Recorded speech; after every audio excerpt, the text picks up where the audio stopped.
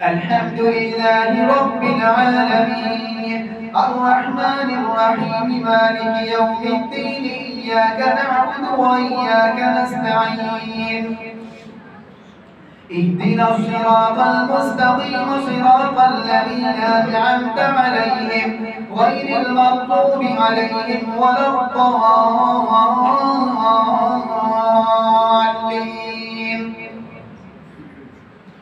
ألم تر كيف فعل ربك بأصحاب الفيل ألم يجعل كيدهم في تضليل وأرسل عليهم طيرا أبابيل ترميهم بحجارة من سجيل فجعلهم كعصف مأكول.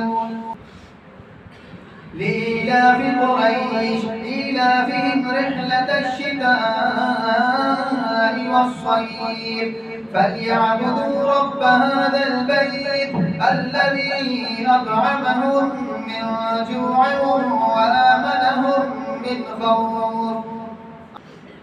أرأيت الذي يكذب بالدين فذلك الذي يدعو اليتيم ولا يحض على طعام المسكين فويل للمصلين الذين هم عن صلاتهم ساهون الذين هم يراءون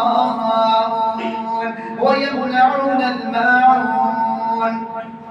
إنا أعطيناك الكوثر فصل لربك وانحر إن شانئك هو الأبتر.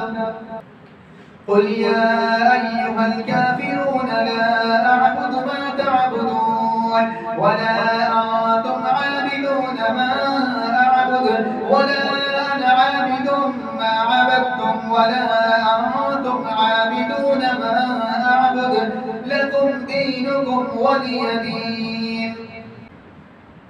إذا جاء نصر الله والفتح ورأيت الناس يدخلون في دين الله أفواجا فسبح بحمد ربك واستغفره إنه كان توابا. تبت يدا أبي لهب وتب ما أغنى عنه ماله وما كسب سيصلى نارا ذات لهب وامرأته حمالة الحطب في جيدها حبل من مسد. قل هو الله أحد الله الصمد لم يلد ولم يولد ولم يكن له كفوا أحد. قل أعوذ برب الفلق من شر ما خلق ومن شر غاسق إذا وقب ومن شر النفاثات في العقد ومن شر حاسد إذا حسد.